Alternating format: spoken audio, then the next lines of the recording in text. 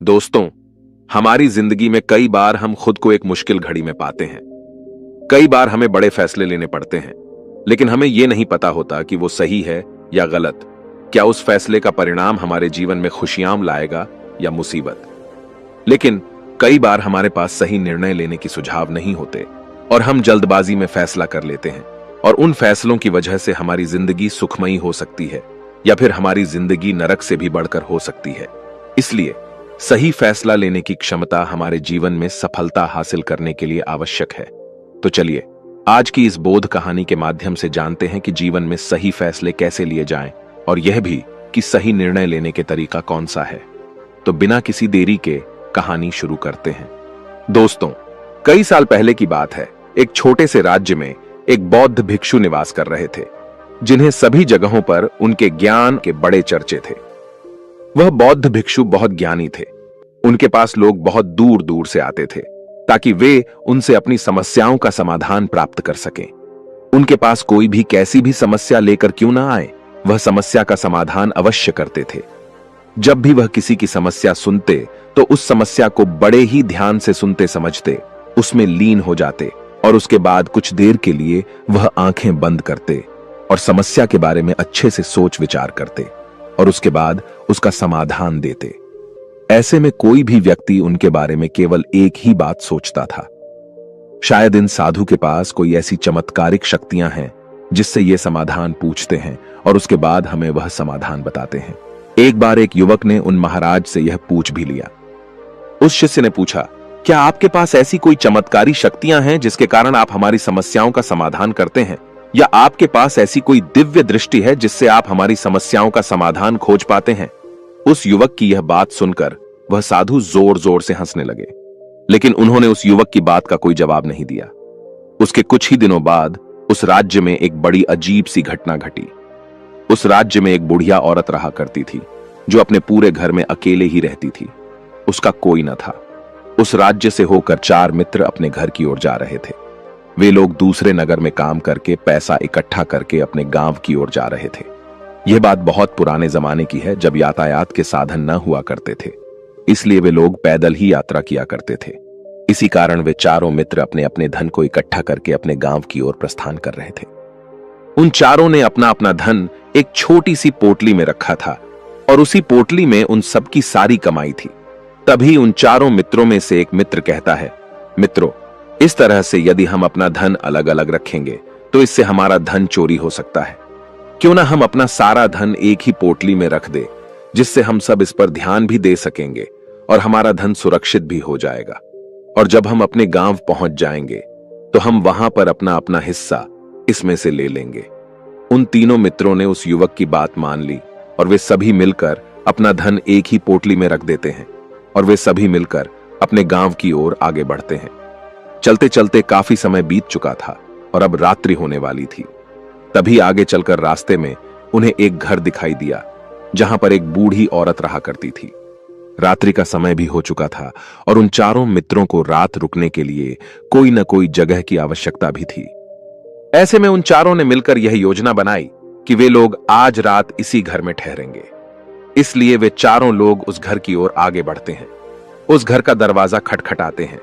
तभी सामने से एक बूढ़ी औरत दरवाजा खोलती है और उन चारों मित्रों में से एक मित्र हाथ जोड़कर उस बूढ़ी औरत से कहता है, माताजी, हम अपने गांव की ओर जा रहे थे, लेकिन यहां रास्ते में ही रात हो गई और अब हम इतनी रात में सफर नहीं कर सकते।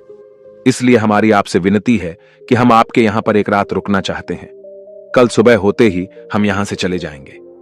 उस बूढ़ी औरत ने काफी देर सोच विचार किया और उसके बाद वह बूढ़ी औरत कहती है, ठीक है, तुम सभी आज रात के लिए यहां पर रुक सकते हो। मुझे कोई दिक्कत नहीं, मैं खाना बनाने जा रही हूं। कहो तो तुम लोगों के लिए भी बना दूं। उन चारों ने सहमति जताते हुए कहा, हां बिल्कुल। उसके बाद उन चारों मित्रों ने वर्धन की पोटली उस बूढ़ी औरत को थमा दी और कहा, माताजी, इस पोटली में हमारे साल भर की कमाई है।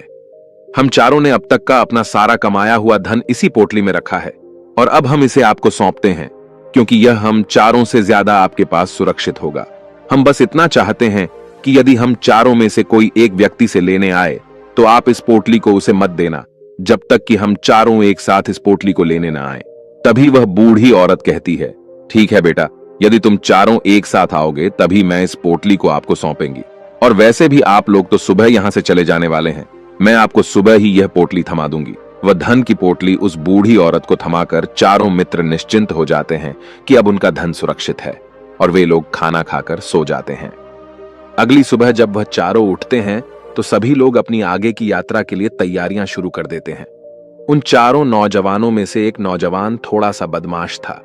वह अपने उन तीनों मित्रों से कहता है, भाइयों, इस बूढ़ी औरत ने हमारी रात भर खातिरदारी की है, हमें अच्छा भोजन खिलाया, सोने के लिए अच्छी जगह दी, रात भर यहां सर छुपाने के लिए एक अच्छा मकान दिया, और हमने अब तक उसके लिए कुछ नहीं किया। वह बूढ़ी औरत अकेले ही खेतों में काम कर रही है। क्या हम सभी यहां से जाने से पहले इस बूढ़ी औरत की मदद नहीं कर सकते? उस बदमाश नौजवान ने मन ही मन यह योजना बना ली थी कि वह किसी तरह से भी उस बुढ़िया से पोटली हासिल करके ही रहेगा। बाकी के तीनों मित्र उसकी बातों में आ जाते हैं और वे सभी मिलकर उस बुढ़िया की मदद करने, अर्थात खेतों में काम करने के लिए चल पड़ते हैं। वे सभी मिलकर खेतों का काम कर ही रहे थे कि तभी वह बदमाश नौजवान अपने बाकी तीनों मित्रों से कहता है, मित्र, मुझे जोरों की प्यास लग गई है, मैं जरा उस बूढ़ी औरत से पानी मांग कर लाता हूं। वह बाकी मित्र भी अब काफी थक चुके थे, उन्हें भी जोरों की प्यास लगी थी, इसलिए वह तीनों मित्र उसे वहां से जाने की अनुमति दे देते हैं। जैसे ही वह बदमाश उस बूढ़ी औरत के पास पहुंचता है, वह उस बूढ़ी औरत से कहता है, माताजी, अब हम यहां से जा रहे हैं, कृपया करके हमारे धन की पोटली हमें वापस दे दें। इस पर वह बूढ़ी औरत कहती है, नहीं नहीं, जब तक तुम चारों एक साथ ना हो तब तक मैं वह पोटली किसी को नहीं दे सकती। तुम्ही ने तो कहा था कि जब तक हम चारों एक साथ ना हो तब तक यह पोटली किसी को नहीं देनी है। तभी वह बदमाश उन तीनों की तरफ इशारा करते हुए कहता है, लाऊं। उन तीनों ने सोचा कि हमारा मित्र हमारे लिए पानी लाना चाहता है, इसलिए वह हमसे आज्ञा मांग रहा है। तभी उन तीनों मित्रों ने इशारे में उस युवक से कहा, हां हां ठीक है, ले आओ। ये देख उस बुढ़िया को यह लगने लगा कि अब ये चारों यहां से जा रहे हैं और यह अपनी पोटली मांग रहे हैं, इसलिए उस बुढ़िया ने वह कोट लाकर उस बदमाश के हाथों में रख दी और वह बदमाश उस पोटली को लेकर वहां से चला गया और बाकी के तीनों मित्र अपने खेत के काम में व्यस्त हो जाते हैं। कुछ देर के बाद जब वह तीनों खेत का काम करके वापस लौटते हैं और बुढ़िया से कहते हैं, माताजी, हमारा मित्र जो यहां पानी पीने आया था वह कहां गया? इस पर वह बुढ़िया कहती है, क्या वह पानी पीने आया था? पर वह तो कह रहा था कि हम चारों जा रहे हैं, कृपया करके हमारे धन की पोटली हमें थमा दे। तब तीनों बड़े आश्चर्य होकर उस बुढ़िया से कहते हैं, माताजी, हमने भला कहां वह पोटली मांगी थी, हमें तो प्यास लगी थी और हमने पानी के लिए इशारा किया था। तभी बूढ़ी औरत उन तीनों से कहती है, परंतु अब तो वह पोटली लेकर जा चुका है। तभी वह तीनों मित्र सर पकड़कर रोने लगते हैं और कहते हैं, माताजी, उसमें हमारा सारा कमाया हुआ धन था जो वह अकेले लेकर भाग चुका है। हमने तो आपको कहा था कि जब तक हम चारों एक साथ ना आए तब तक आपको वह पोटली किसी को नहीं देनी है, फिर आपने ऐसा क्यों किया? इसमें आप ही की गलती है। हमने आपको उस पोटली की हिफाजत के लिए रखा था और आपने उसे एक ऐसे आदमी के हाथों में दे दिया जिसने हमारा सारा धन हमसे लूट लिया। हम बर्दाश्त नहीं करेंगे, हम राजा के पास जाएंगे और राजा से आपकी शिकायत करेंगे, न्याय की मांग करेंगे। अब तो इस बात का राजा ही फैसला करेंगे। तीनों नौजवान क्रोधित होकर राज दरबार में पहुंच जाते हैं और अपनी सारी समस्या उन राजा को बता देते हैं। जब वह राजा उन तीनों नौजवानों की बात ध्यानपूर्वक सुनता है तो वह तुरंत ही उस बुढ़िया को राज दरबार में पेश होने का आदेश देता है। राजा के आदेश पर राजा के सैनिक तुरंत ही उस बूढ़ी औरत को राज दरबार में पेश करते हैं और राजा भरी दरबार उस बूढ़ी औरत को दोषी करार कर देता है और कहता है, तुम्हें वह पोटली उस अकेले व्यक्ति को नहीं देनी चाहिए थी। जब उन्होंने तुमसे कहा था कि जब तक वह चारों एक साथ उस पोटली को लेने ना आए तब तक तुम्हें वह धन किसी को नहीं देना चाहिए था। इसमें तुम्हारी गलती है और अब तुम्हें इसका हर्जाना भरना होगा, तुम्हें इनका धन लौटाना होगा। राजा का यह आदेश सुनकर बूढ़ी औरत फूट फूट कर रोने लगती है और राजा से मदद की गुहार लगाती है और कहती है, हे राजन, मैं तो एक बूढ़ी औरत हूं और मेरे पास इतना धन नहीं है और न ही मेरे घर में कोई ऐसा है जो धन कमाता हो। मेरे पास इतना धन नहीं कि मैं इनका धन लौटा सकूं। मैं तो अकेली हूं, बेसहारा हूं, कृपा करके मुझ पर रहम करें। लेकिन राजा उस बूढ़ी औरत की एक नहीं सुनता। वह बूढ़ी औरत रोते हुए अपने घर की ओर जा रही थी। यह सोच रही थी कि आखिर मैं इतना धन कहां से लाऊं कि कैसे मैं उन लोगों का यह धन उन्हें लौटाएंगे। मेरे पास इतना धन नहीं है। मैं क्या करूं, कैसे करूं, कहां से लाऊं इतना धन? यदि मैंने उनका धन नहीं लौटाया तो मुझे राजा मार डालेगा। वैसे भी मेरी ही गलती है। जब उन चारों ने मिलकर मुझसे कहा था कि जब तक हम चारों एक साथ ना आए तब तक वह पोटली किसी को नहीं थमा दी है, फिर भी मैंने वह पोटली केवल उस एक व्यक्ति को थमा दी। इसमें गलती तो मेरी ही है। वह रोते रोते ये सारी बातें सोचते हुए अपने घर की ओर जा रही थी। तभी रास्ते में उस बूढ़ी औरत को वही संत मिले जो उस नगर में किसी भी समस्या का समाधान बड़ी ही सरलता और सहजता से करते थे। उन्होंने उस बूढ़ी औरत से कहा, क्या बात है बेटी, क्यों रो रही हो? इस पर वह बूढ़ी औरत उस संत को सब कुछ सच सच बता देती है और कहती है, हे महाराज, इसमें गलती तो मेरी ही है। उन चारों ने तो पहले ही कहा था कि जब तक वे चारों एक साथ न आएं तब तक वह पोटली मुझे किसी को नहीं देनी। लेकिन मेरी हिम्मत मारी गई थी जो मैंने वह पोटली केवल एक व्यक्ति को थमा दी और वह उनका सारा धन लेकर वहां से भाग गया। लेकिन अब मुझे यह समझ नहीं आ रहा कि मैं वह सारा धन कहां से लाऊं, कैसे जुटाऊं। मेरे पास इतना धन नहीं है और राजा ने तो आदेश भी दे दिया है कि मुझे उनका धन लौटाना ही पड़ेगा। लेकिन मैं यह समझ नहीं पा रही कि इतना सारा धन मैं कहां से लाऊंगी। तभी बसंत उस बूढ़ी औरत से कहते हैं, शांत हो जाओ, मैं कोई ना कोई रास्ता जरूर निकाल लूंगा। इतना कहकर वह संत वहीं पर बैठ जाते हैं, ध्यान करने लगते हैं। कुछ देर के लिए आंखें बंद कर सोचते हैं, विचार करते हैं। मौन रहकर वह समस्या का समाधान निकालते हैं और उसके बाद वह उस बूढ़ी औरत से कहते हैं, बेटी, राजा ने फैसला किया है वह बिल्कुल गलत है। आपने जो किया इसमें आपकी कोई गलती नहीं है। राजा का फैसला गलत है। उन संत के इतना कहने पर बूढ़ी औरत चुप हो गई और यह सोचने लगी कि आखिर राजा का फैसला कैसे गलत हो सकता है। राजा तो सभी के लिए न्याय ही करते हैं और वह कभी किसी का बुरा नहीं करते। फिर आखिर आज राजा का फैसला कैसे गलत हो गया?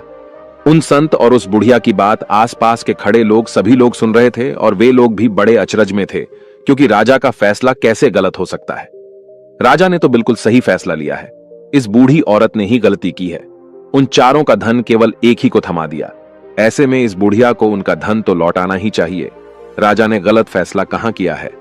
तभी बसंत उस बूढ़ी औरत से कहते हैं, जाओ और राज दरबार में कह दो कि हे राजन, आपका फैसला गलत है और सही क्या है, गलत क्या है, इसका फैसला मैं करूंगा। पहले तो बूढ़ी औरत इतनी हिम्मत ही नहीं जुटा पा रही थी कि वह राज दरबार में जाकर भरे राज दरबार राजा को यह कह सके कि राजन, आपका फैसला गलत है। लेकिन जैसे तैसे उसने हिम्मत जुटाई और वह वापस राज दरबार लौटी। उसने डरते हुए भरे राज दरबार राजा से बड़ी थर्राती आवाज में कहा, हे राजन, आपने जो फैसला किया है वह फैसला गलत है। इतना कहकर उसने राजा को सारी बात सच सच बता दी। उस बूढ़ी औरत की बात सुनकर राजा बहुत क्रोधित हुआ।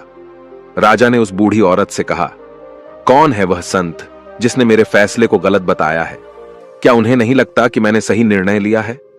मैं हर रोज कई निर्णय लेता हूं, कई फैसले करता हूं, लेकिन आज तक कभी किसी ने मुझसे यह नहीं कहा कि मेरा फैसला गलत है। यदि उन संत ने मुझे सही फैसला न सुनाया, उन्हें फांसी की सजा दे दूंगा। यह बात पूरे नगर में फैल गई।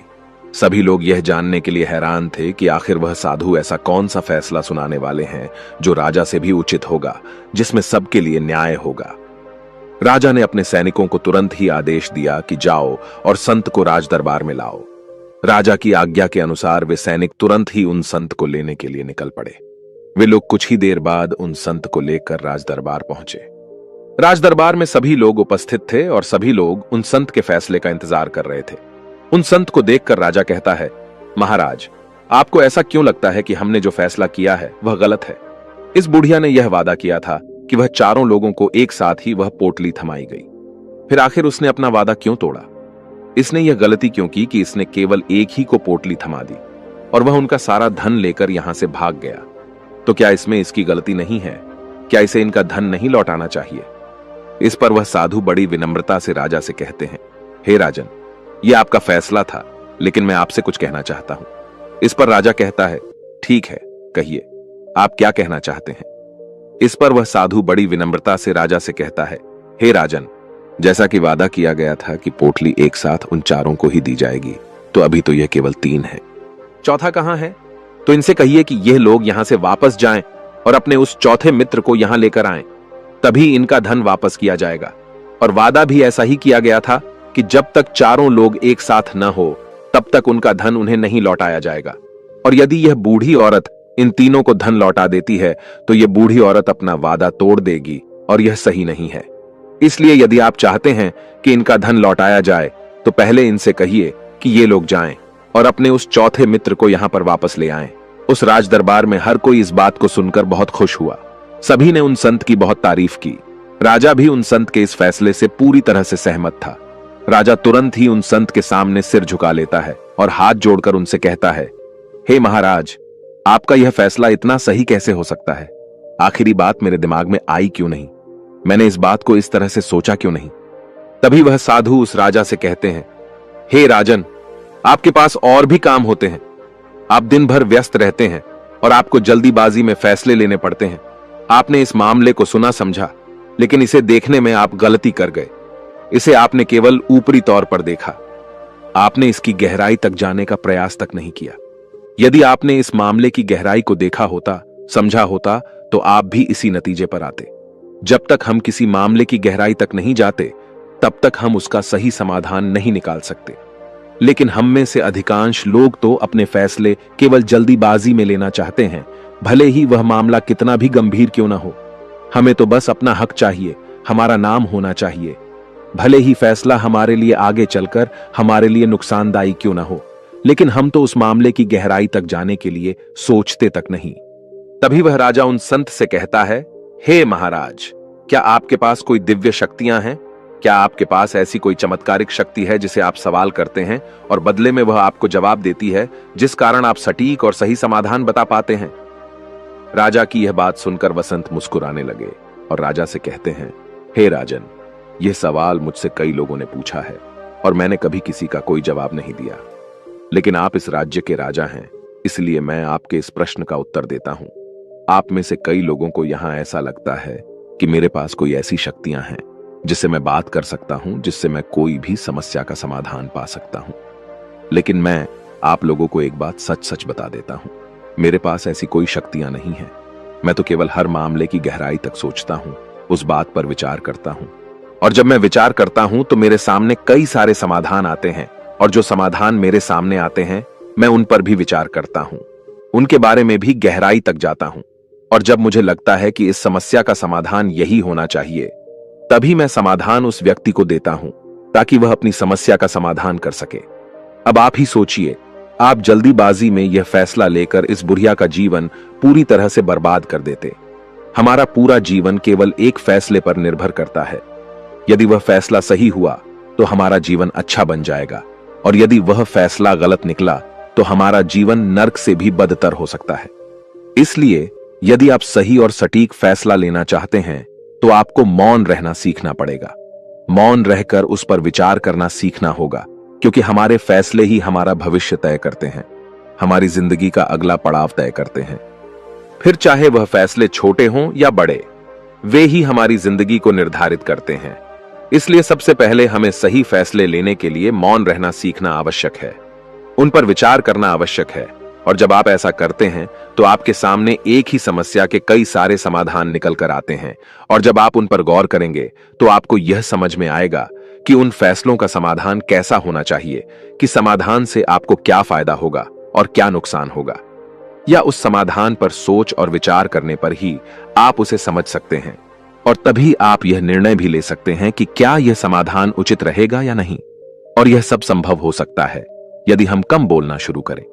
कम बोलने का अर्थ यह नहीं कि आप पूरी तरह से मौन हो जाएं। इसका अर्थ यह है कि आप भीतर से शांत हो जाएं, और जब आप भीतर से शांत होने लगते हैं तो आपका मन स्पष्ट होने लगता है, साफ होने लगता है, और आप किसी भी चीज पर सोच विचार कर सकते हैं। और जब आप भीतर से शांत होने लगते हैं तो आप ऊपर से भी कम बोलते हैं।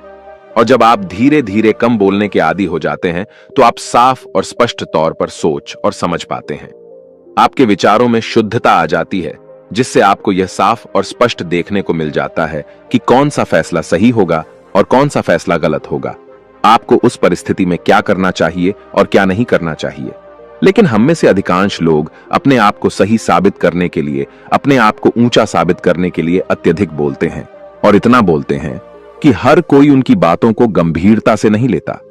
उन्हें ऐसा लगता है कि मानो ज्यादा बोलना ही हमारे लिए हमारा शस्त्र है, लेकिन वह यह भूल जाते हैं कि वह अत्यधिक बोलकर मूर्ख बन रहे हैं। लोग हमारा मजाक बनाते हैं, हमें मूर्ख समझते हैं, हमसे दूर रहने लगते हैं क्योंकि उन्हें हमारी बकबक अच्छी नहीं लगती। लेकिन जब आप भीतर से शांत होने का प्रयास करते हैं और धीरे धीरे भीतर से शांत होने लगते हैं, तो आप खुद ब खुद ऊपरी तौर पर कम बोलना शुरू कर देते हैं। इससे आपके मन में, आपके मस्तिष्क में एक साफ और स्पष्ट विचार उत्पन्न होते हैं और आप अपने आप को साफ स्पष्ट तौर पर समझ पाते हैं, देख पाते हैं आपको कब, क्या, क्यों और कितना बोलना चाहिए, और आपको कब, कैसे, क्यों, किस तरह से कौन सा फैसला लेना सही है या नहीं, यह भी आप अच्छी तरह से समझ और जान पाते हैं। जब आप कम बोलना शुरू करते हैं, तब आप अपने आप को बहुत अच्छी तरह से समझना शुरू कर देते हैं, अपने आप पर अच्छी तरह से विचार करना शुरू कर देते हैं। तब आपको यह बात भी बहुत अच्छी तरह से समझ में आने लगती है कि जो हम बेकार की बकबक करते हैं, उस पर हमारे शरीर की बेवजह ही कितनी सारी ऊर्जा यूं ही व्यर्थ हो जाती है, नष्ट हो जाती है, जिसे हम चाहें तो किसी जरूरी काम में लगा सकते हैं, फैसले लेने में लगा सकते हैं, जिससे हम तनाव मुक्त रह सकते हैं और हमें अच्छी नींद भी आ सकती है। और यदि आप इसी प्रकार सोच विचार कर फैसले लेना शुरू करते हैं, तो आपका मस्तिष्क भी अच्छी तरह से काम करने लगता है और आपका मस्तिष्क पहले से भी ज्यादा शक्तिशाली हो जाता है। और इसका एक बहुत अच्छा उदाहरण भी आपको मैं बताना चाहूंगा। जब आप स्कूल में पढ़ते थे या फिर आज भी आप पढ़ रहे हो, तो आपने देखा होगा कि जो बच्चे होनहार होते, होशियार होते हैं, वे लोग बहुत कम बातें करते हैं और अपना समय सही चीजों में लगाते हैं। वह अधिकांशतः अपना समय मौन होकर ही बिताते हैं। इसी वजह से वह पढ़ाई करने में बहुत तेज होते हैं। वह जो कुछ भी पढ़ना चाहते हैं, वह उसे याद कर ले जाते हैं। लेकिन वहीं पर दूसरी तरफ जो लोग बहुत अधिक बोलते हैं, यदि आप उन्हें पूरे 24 घंटे भी दे दें, तो भी वह उस तरह से उन चीजों को याद नहीं रख सकते जिस तरह से वह मौन रखने वाले बच्चे उन बातों को याद कर लेते हैं। और महान चाणक्य ने भी यही कहा है कि जो व्यक्ति यह समझ जाता है कि उसे कब, कहां और कितना बोलना चाहिए, उस व्यक्ति को सफल होने से कोई नहीं रोक सकता। और आप इतिहास उठाकर देख सकते हैं, आज तक जो भी लोग महान हैं, जो लोग भी सक्सेसफुल बने हैं, उन लोगों की आदत बहुत कम बोलने की है। उनका पूरा ध्यान केवल अपने लक्ष्य पर होता है और अपना पूरा समय वह अपने लक्ष्य को पाने में ही लगा देते हैं। इसलिए आपको भी यह आदत अपने जीवन में उतारनी चाहिए। और कम बोलने का अर्थ यह नहीं कि आप ऊपर से कम बोलें, बल्कि आप भीतर से कम बोलिए, भीतर से शांत रहिए।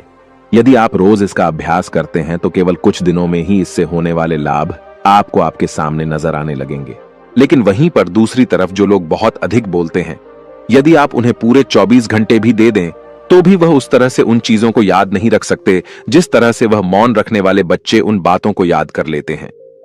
और महान चाणक्य ने भी यही कहा है कि जो व्यक्ति यह समझ जाता है कि उसे कब, कहां और कितना बोलना चाहिए, उस व्यक्ति को सफल होने से कोई नहीं रोक सकता। और आप इतिहास उठाकर देख सकते हैं, आज तक जो भी लोग महान हैं, जो लोग भी सक्सेसफुल बने हैं, उन लोगों की आदत बहुत कम बोलने की है। उनका पूरा ध्यान केवल अपने लक्ष्य पर होता है और अपना पूरा समय वह अपने लक्ष्य को पाने में ही लगा देते हैं। इसलिए आपको भी यह आदत अपने जीवन में उतारनी चाहिए। और कम बोलने का अर्थ यह नहीं कि आप ऊपर से कम बोलें, बल्कि आप भीतर से कम बोलिए, भीतर से शांत रहिए। यदि आप रोज इसका अभ्यास करते हैं, तो केवल कुछ दिनों में ही इससे होने वाले लाभ आपको आपके सामने नजर आने लगेंगे। दोस्तों, आपने आज के इस वीडियो से क्या सीखा, वह मुझे आप कमेंट में बता सकते हैं। इसी के साथ में उम्मीद है कि आपको आज की वीडियो पसंद आई होगी। तो इस वीडियो को उस इंसान को शेयर करें जिससे यह कहानी सुनने की जरूरत है, और उसी के ठीक बाद चैनल को सब्सक्राइब करें। तो चलिए फिर मिलते हैं ऐसी एक और नई वीडियो में एक नए मैसेज के साथ। तब तक के लिए अपना ख्याल रखें। धन्यवाद और नमो बुद्धाय।